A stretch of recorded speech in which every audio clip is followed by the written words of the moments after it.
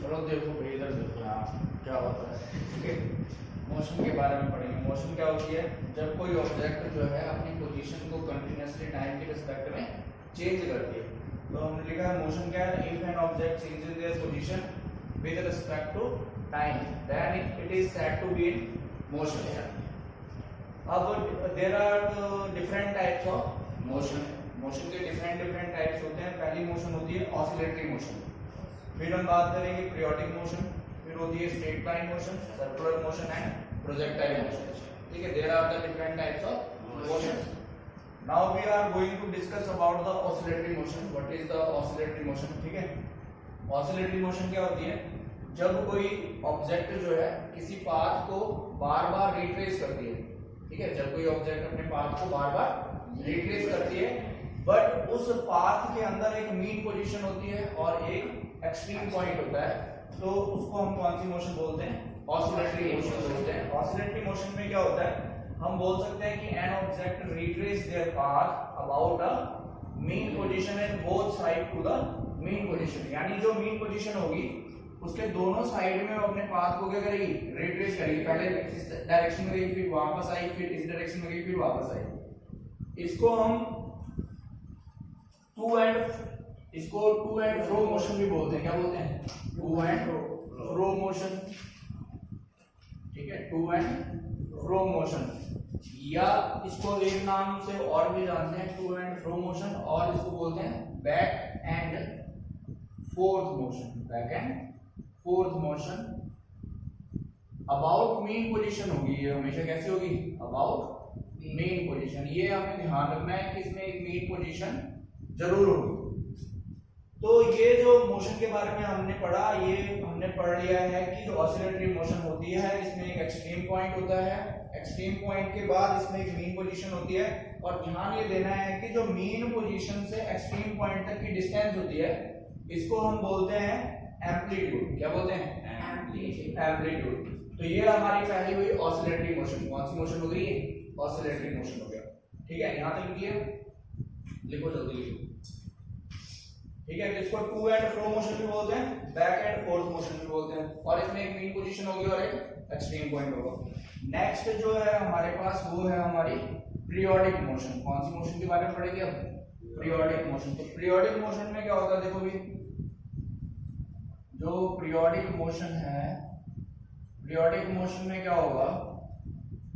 Periodic motion में object क्या करेगी? अपने पाथ को रिट्रेस करेगी, but after a fix interval. जैसे मान लो कि ये हमारे पास सन है। ठीक है, तो सन का एक राउंड जो है ये अर्थ है। ठीक है, अर्थ क्या करेगी? सन के अराउंड मूव करेगी सर्कुलर पाथ को। मान लो इस अर्थ ने इस ए पॉइंट से स्टार्ट किया, अब इसको ए पॉइंट पर वापस आने में कितने डेज का समय लगता है? वो होता है 365 डेज हम जनरली मानते हैं। ठीक है, तो 365 डेज के बाद ये अपना एक राउंड कंप्लीट करेगी, फिर ये 365 डेज के बाद फिर इसी पाथ को रिट्रेस करेगी। मतलब जो पीरियोडिक मोशन होती है इसमें हमें क्या करना है? कोई भी एक्सट्रीम पॉइंट नहीं होता है, कोई भी मेन पोजीशन नहीं होती है, बट इसमें जो रिट्रेसिंग ऑफ पाथ होती है, रिट्रेसिंग ऑफ पाथ होती है, वो एक फिक्स इंटरवल के बाद होती है। तो इसमें लिख सकते हैं पीरियोडिक मोशन क्या हुआ? अ मोशन इन विच, देखो लिखो, a motion in which an object retraces their path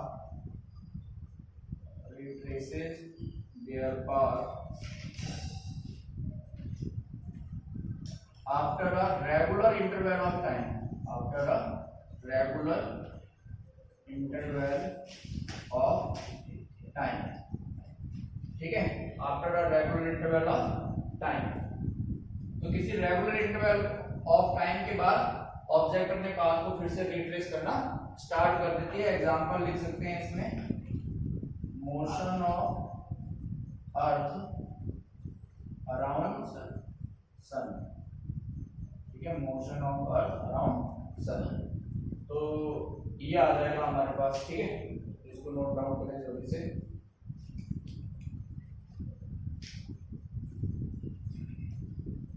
जल्दी जल्दी लिखो, ठीक है,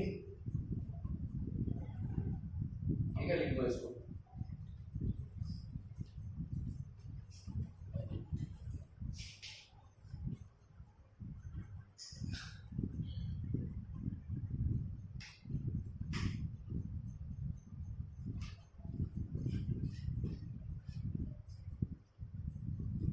अच्छा, अब हम पढ़ेंगे स्ट्रेट लाइन मोशन, ठीक है। ये हो गया, देखो लिखो तो लिखो।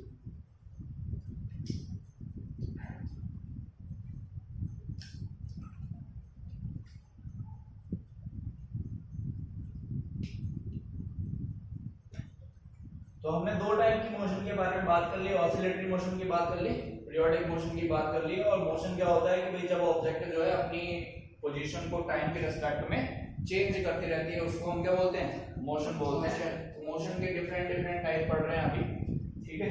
ऑसिलेटरी मोशन हमने डिस्कस किया है, पीरियोडिक मोशन के बारे में डिस्कस किया है। इसके बाद हम बात करेंगे स्ट्रेट लाइन मोशन की। इसकी बात करेंगे, स्ट्रेट लाइन मोशन की बात करेंगे अभी। स्ट्रेट लाइन मोशन क्या होती है, अभी देखो। स्ट्रेट लाइन मोशन में है कि जब ऑब्जेक्ट जो है किसी एक पर्टिकुलर पॉइंट से स्टार्ट किया इसने, मान लो ये पॉइंट से स्टार्ट किया इसने, और इसका जो मोशन का पाथ है वो बिल्कुल कैसा है, स्ट्रेट पाथ है। मान लो ये ए के बाद बी पर गई, सी पर गई, डी पर, इस तरीके से अलग अलग पॉइंट हमने कंसीडर कर लिया, है ना।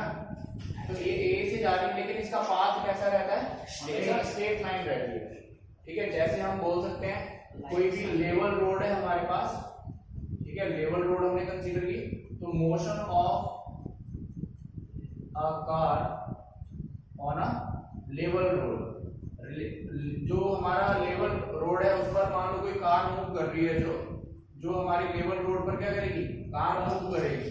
तो लेवल रोड पर जो भी कार मूव करती है वो हमारी क्या होगी, कैसी मोशन होगी, स्ट्रेट लाइन मोशन होगी। ये लेवल रोड है, इस पर ये कार मूव कर रही है, तो लेवल रोड पर जो कार मूव करेगी उसको हम बोलेंगे स्ट्रेट लाइन मोशन। तो स्ट्रेट लाइन मोशन में हम बोल सकते हैं कि when an object travel in a straight line path, then its motion is known as a straight line motion। तो लिख लो भाई, स्ट्रेट लाइन मोशन में क्या होगा, when an object travel, या हम लिख सकते हैं ट्रेवल की जगह when an object covers a distance in a straight line path, in a straight line path, then it is called straight line motion, and it is called straight line motion। तो ये हमारी straight line motion होती है। Example मैंने बता दिया है, इसका एग्जांपल क्या हो जाएगा, एग्जांपल हो जाएगा motion of the car on a level road, ठीक है भाई। तो इसको नोट डाउन करने हमें तीन टाइप की बेसिक मोशन पढ़नी थी। इसके बाद क्या होगा, सर्कुलर मोशन के बारे में पढ़ेंगे। पहले ये नोट डाउन कर लो, जल्दी लिखो, स्पीड में लिखो भाई, लिखो लिखो।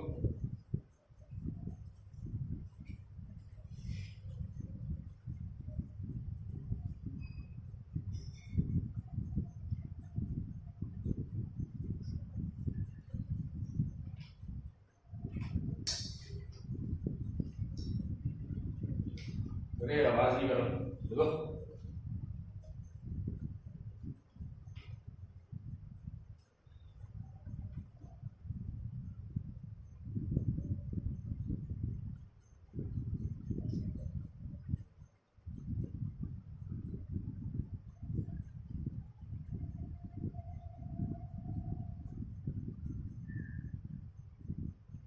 इसके बाद अब हम डिस्कस जो करेंगे वो डिस्कस करना है हमने सर्कुलर मोशन के बारे में, ठीक है भाई।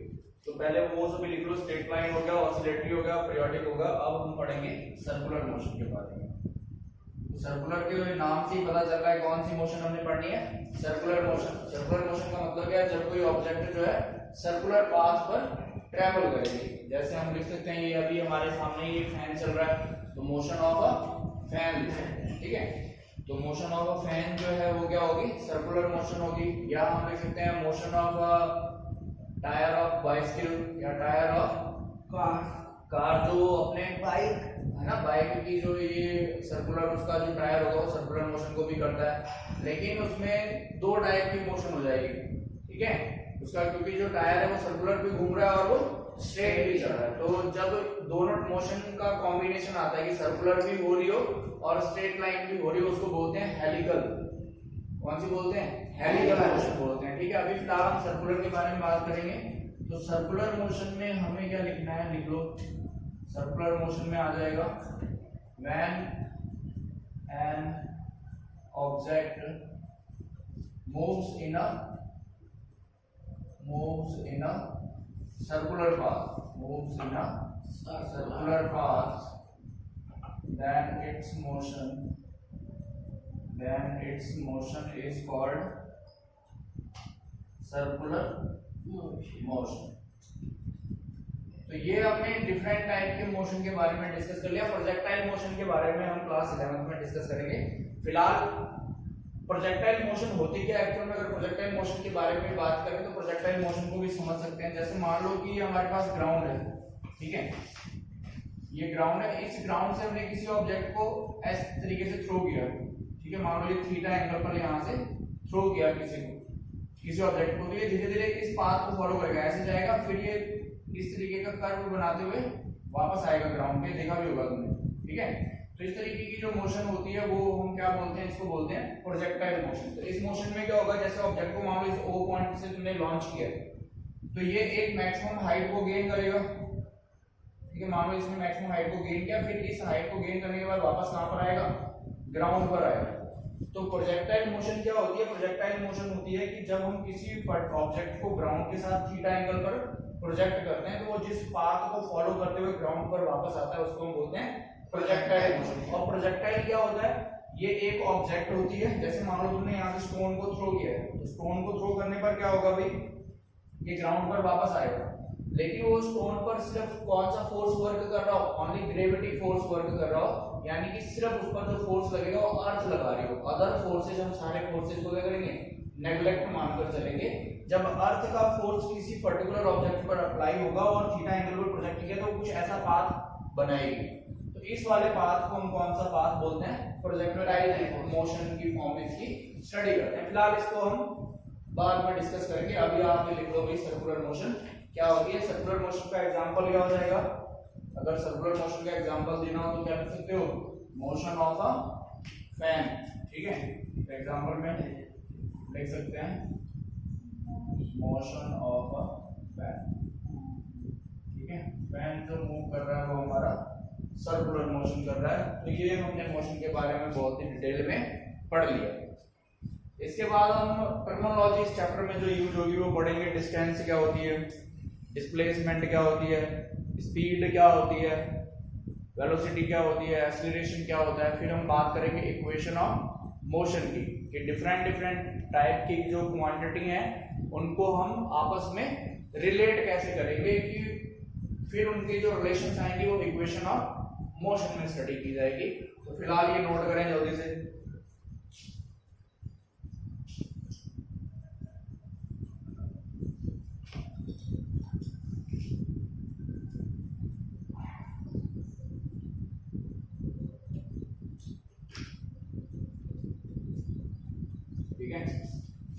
तो हम इसके बाद जो यूज करेंगे वो डिस्टेंस के बारे में पढ़ेंगे। डिस्टेंस क्या है, ओके।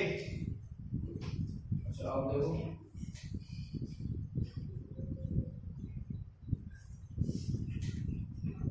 देखो भाई अब जो टर्म है पहली वो हम पढ़ेंगे डिस्टेंस के बारे में।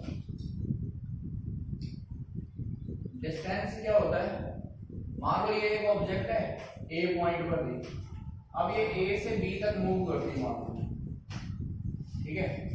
और ए से बी तक की डिस्टेंस मैंने लिख दी है मान लो 20 किलोमीटर है, कितनी है 20 किलोमीटर। तो डिस्टेंस क्या होती है, it is the actual path length. ये क्या होती है, it is the actual path या it is the real, it is the real path length covered by the moving object, covered by the moving object। मतलब इसमें मैंने सिर्फ ये बोल दिया कि मान लो मैं यहाँ से इस मूव कर रहा हूँ, फिर ऐसे मूव किया, तो मैं सिर्फ ये फाइंड करूंगा कि मैंने कितना मूव किया, कितना पाथ को मैंने ट्रेवल किया। तो ये डिस्टेंस के बारे में तो हमें सिर्फ क्या देखना है, एक्चुअल पाथ लेंथ कितनी है, रियल पाथ लेंथ कितनी है। मान लो कि अब A से B तक गया होगा तो ये कितना होगी पाथ लेंथ 20 किलोमीटर। तो यहाँ पे डिस्टेंस कितनी होगी, डिस्टेंस को स्मॉल d से नोट करेंगे तो ये हो गया 20 किलोमीटर। अब मान लो एक ऑब्जेक्ट A पर थी, फिर A से ये पॉइंट B पर गई, फिर B से ये C पॉइंट पर आ गया, फिर ये C पे कहां से आया, A पर आ गया। तो इस तरीके से मूव कर रहा है। मान लो ये 10 मीटर था, ये भी 10 मीटर था, ये हमारा 20 मीटर था। तो टोटल डिस्टेंस की बात करें, पहले A से 10 पाथ, फिर B से C तक गया कितना 10, फिर C से A आ गया कितना 20। तो टोटल डिस्टेंस कितनी हो गई, 40 मीटर। तो डिस्टेंस फाइंड करते समय सिर्फ हमें ध्यान रखना है कि हमने कितना पाथ ट्रेवल किया और उस पाथ की लेंथ कितनी है। अब इसके बाद बात करते हैं कि डिस्टेंस जो है हम मेजर किसमें करते हैं। तो डिस्टेंस की SI यूनिट जो होती है वो होती है मीटर। क्या होती है, मीटर।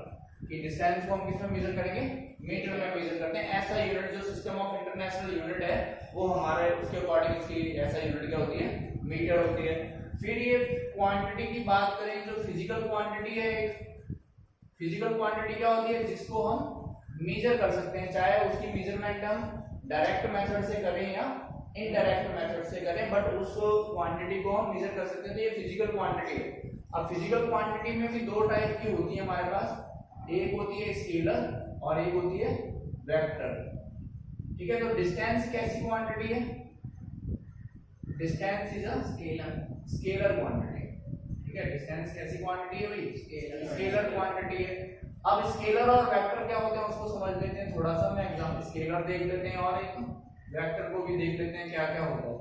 तो स्केलर में क्या होता है, स्केलर में सिर्फ तुम्हें क्या बोलेगा कि तुम्हें मैग्नीट्यूड की बात करेगा। सिर्फ मैंने जैसे बोलिया मेरा घर तुम्हारे घर से 20 किलोमीटर है, बट मैंने तुम्हें ये नहीं बताया कि कौन सी डायरेक्शन में है।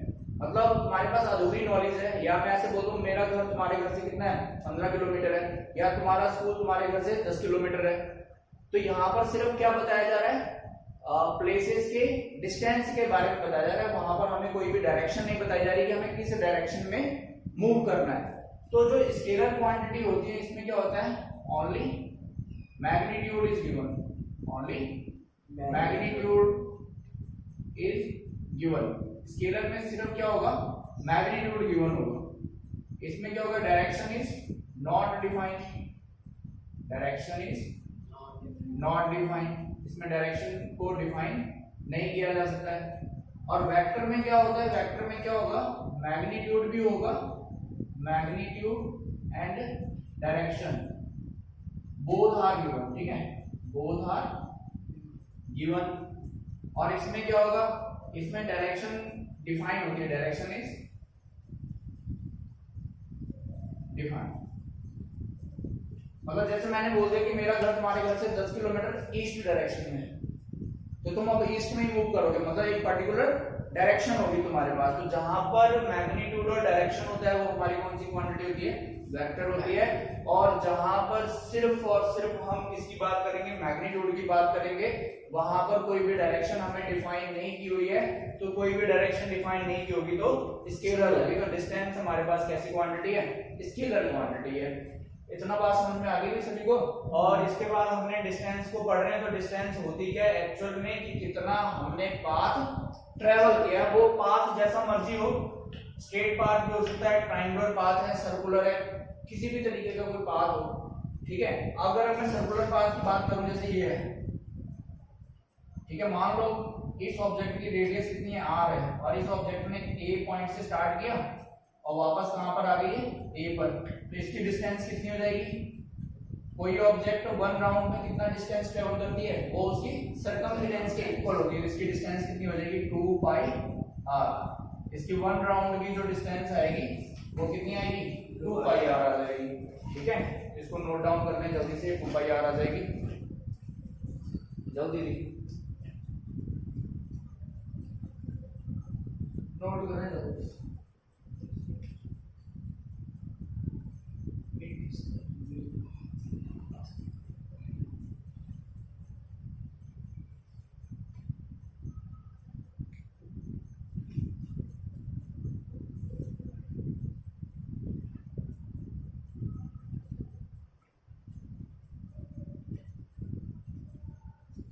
तो डिस्टेंस हमारी गई, स्केलर क्वांटिटी हो गई, ठीक है, सही है। और स्केलर में सिर्फ मैग्नीट्यूड चाहिए होगा, वेक्टर में हमें डायरेक्शन और मैग्नीट्यूड दोनों चाहिए होगा। ये लिख लो सभी जल्दी से।